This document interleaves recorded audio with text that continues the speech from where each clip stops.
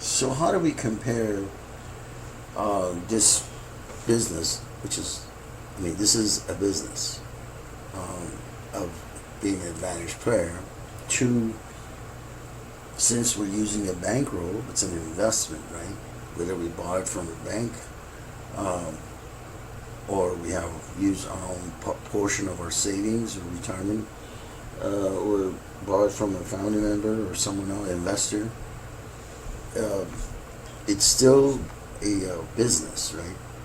It's like opening a store or any other type of business. So how do we compare the two?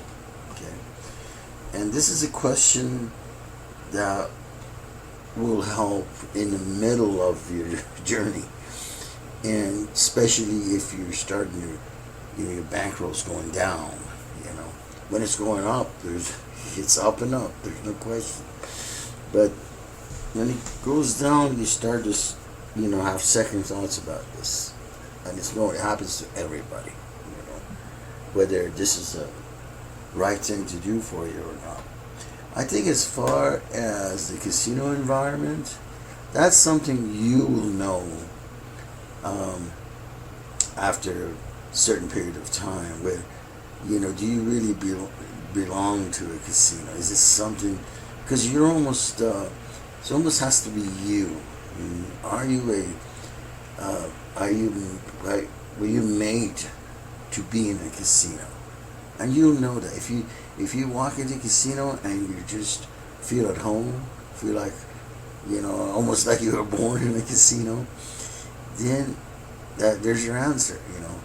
But if you every time you walk in there, you're uncomfortable, you're worried about people looking at you, all these strange feelings, which some of them are normal, of course, because we do have to be worried about surveillance, and we don't want the casinos to know that we're skilled players. That's part of it is okay, but I think you'll know. That's something, a gut feeling that everybody's going to have, and but then if your bankroll is going down, uh, you know, should you quit? Or should you stay in it, right? And these are the questions that happen at the very beginning, of course, especially if you're losing, but also in the middle of your journey, And they usually happen when suddenly your bankroll you're starting to lose, because none of us can handle losing, none of us. So, what might be a good idea is to compare, your casino business to opening a shop or some sort of a business, And so what's common between the two? Well, to open a shop, I've been self-employed about 60% of my life, and for maybe even more, 70%, and 30% I've worked in technology. I worked because once you get your degree, you want to go get an internship. You want to work for one of these big companies, Microsoft or Google or something, and just to gain experience before if you want to start your own software office or something, you have to get an idea of how things work, right? So, and then prior to that, I did some employment, W-2 employment, and I did some 1099, independent contractor. Then I owned business 70% of the time, owned stores, different things, and so I could, I could tell the difference between, like opening a store, a shop, or say like an agency. If you're in some kind of a services business, they're all going to require some sort of initial investment. So, especially now, and especially if you're in a major city, your rent, your basic expenses are sky high now compared to like 10 years ago. 10 years ago, if you were in a mid-sized city, maybe you could open a shop, a service business or whatever, and your rent might be, low. It might be, $800 a month if you're lucky, And that's whether you have an office, you have a store, small, smaller sized cities are like that. Major cities nowadays, you're looking at serious rent, So just paying your first and last and expenses of setting up your shop or your service business. You have to have desks, even if it's a service business, an office, you have to have equipment, printers, this and that. You're always looking at from 10,000 to 100,000. If it's a shop, then you need to buy signs, equipment, and all that stuff. Then it's much higher, right? And sometimes you get lucky, and then you open the door, you start, and bang, you make money. But 90% of the time, it's not that way. Based on statistics, most businesses lose money for the first 5 years. So business owners are barely just surviving, and that's what happened to me. I barely just made it. Every month I struggled to pay my. A couple of times I slept in my store. So this is something you're gonna have to get used to if you want to start a business. That's why people, they start a store and 2-3 months later they shut it down because they can't survive. But you have to sacrifice. So, and then you're gonna be broke and you're gonna use all your credits. Your checks are gonna bounce. A lot of really horrible things happen. But this is a price we have to pay to start a business. And statistically, most businesses lose money for the first 5 years. So even though I was showing profit in some of the businesses that I ran, like I would have $20,000 or $30,000 in my bank account, but it was because it doesn't mean that I was making money. It was just that I had a lot of payables that I had to pay, and there was a lot of things that I wasn't doing because you have to reinvest in your business. And so even if you have money in the bank, it doesn't mean you're making money necessarily. That's money you're just you're putting off the expansion fund. That's all you're doing. So if you start to do what is required to expand, then there should be no money in your bank. In fact, you should be in a negative. So this business is no different. It's just that some people they end up doing great.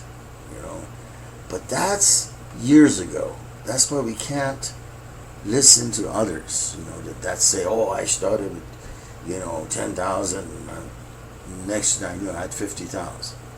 We don't know if next month they're going to lose that 50,000, because it's very possible, And so this is why,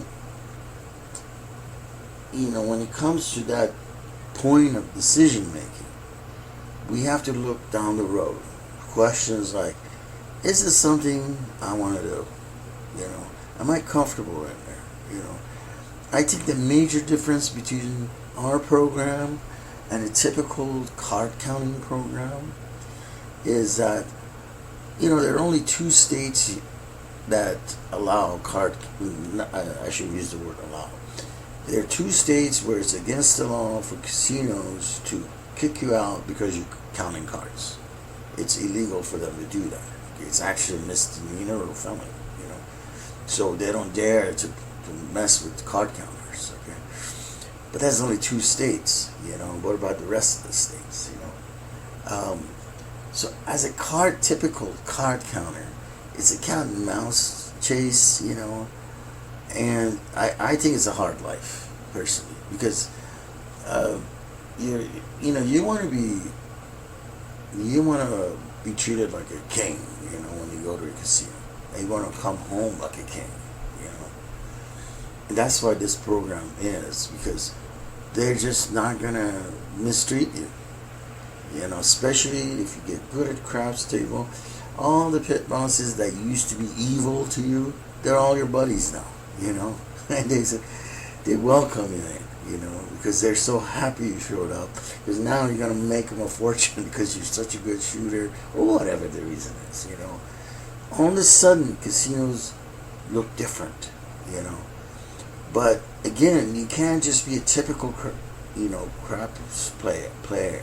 You have to follow the things we've noticed. You know, you have to, because you can't burn casinos by just walking in there and playing craps. Okay, there are certain things we learned.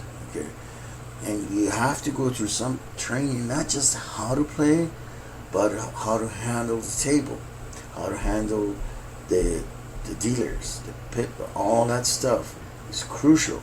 You know, in how long you're gonna last in that casino. But if you do everything correctly, okay, then, like I said, everything is gonna have a different outlook to you. You know, you're gonna feel very comfortable walking in there. You feel welcome, and that is not something a card counter can expect. The card counters are just hated. You know, people hate them. You know, and we're card counters, of course, but the way we, our paid section, we go over, your entire casino visit. How you start, from the moment you walk in, it's very important how you handle that casino. To the moment you cash out, it's a process you have to do. You can't just go there and sit at tables and start playing. You know, it just doesn't work that way. There's a certain strategy that we've learned. You have to follow it, and if you do that, then you are welcome to every casino you go to. I think that's the biggest thing about our program. And again, like I tell people, anybody could do what we're doing here. Just if you sit there and study, you get, you learn different counts and you learn different techniques. You can do it on your own. You don't need us, But the question is if you're trying to play locally and you make a mistake and you burn a casino, can you really afford that? We can't. Nobody can afford to burn a casino. You need every casino within an hour drive, because you don't want to drive 2-3 hours. That's just too long. Okay, so those are the issues that, or the reason why we would suggest doing this program. Okay, but besides all of that, getting back to the issue of how this business compares to starting a retail or service business, there's going to be ups and downs everywhere. You're going to have situations, not besides just the bankroll. Your first question was whether this is for you or not. I think if you're welcome everywhere you go, then that answers that question, right? I mean, you're treated like a king. You walk in there, you have fun, you win money, and you go home. It's like a dream, right? And so the second question is, handling the losses. So that's when you have to make a decision. Is this worth it? Is this business worth it? And comparing to owning a business, maybe if you owned a business in the past, you can think back, the struggles you had to maintain that business, and how does that compare to this? There's going to be struggles here, and so I would say there's practically no difference between starting a retail or service or business and advantage player, what we're doing here. There's practically no difference. It's going to require a certain amount of investment, lots of training, lots of knowledge, and then, you have to be able to, get tough and live through ups and downs, but it's really not going to be any different from any businesses you owned or any businesses you start. It's going to be the same amount of struggle, but at the end, I would say this is a lot more profitable than opening a business, because you open a business, even if you have money in your bank account, it's not really your money, you know. Where in this business, I would say after 6 months or a year, whatever money you have in your bank is yours, you know, versus waiting 5 years. That's a huge difference, right? Within 6 months, you're gonna know this business real well, you know, because you've gone through your losses, you've gone through all your mistakes and all that. It doesn't take that long, you know. Not in a retail business or service business. There's no way you're gonna show profit for the first 5 years. Here, you show profit within a year, 6 months or a year. So, if you're able to somehow, that's why it's important to have adequate amount bankroll. If you don't have an adequate bankroll, you should not do this. Or you could do it part-time and get a job that where you can just put so much into your funds, your bankroll fund, you know. But going into this, I mean, there are a lot of people, I did it. It's a lot of people go into it with just a very small amount of money. We just got lucky, you know, basically, because in the beginning, that's all you're doing. You're getting lucky. You don't know what you're doing. You make mistakes left. You lose count. You make mistakes left and right. And somehow, we survived. Doesn't mean you're going to survive.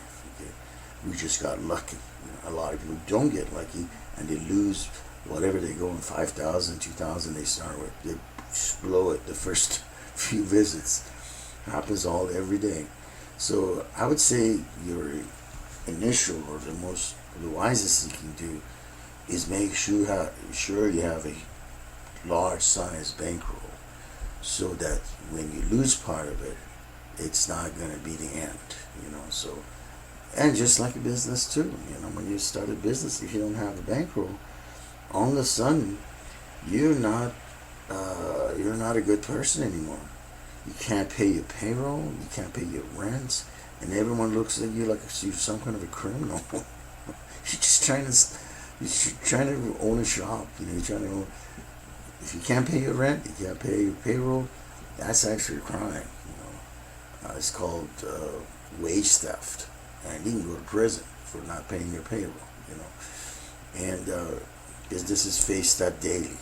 So, when in this business, you don't have those. You don't have the only expense you have is your gas, $10 a day, you know, and then your losses. But if you have a bankroll, then when you win the money, you put it back. So, with this decent sized bankroll, with adequate training, this will beat any business you open up, you know, in my opinion. So that's the decision you have to make. And thank you for watching, and please like and subscribe.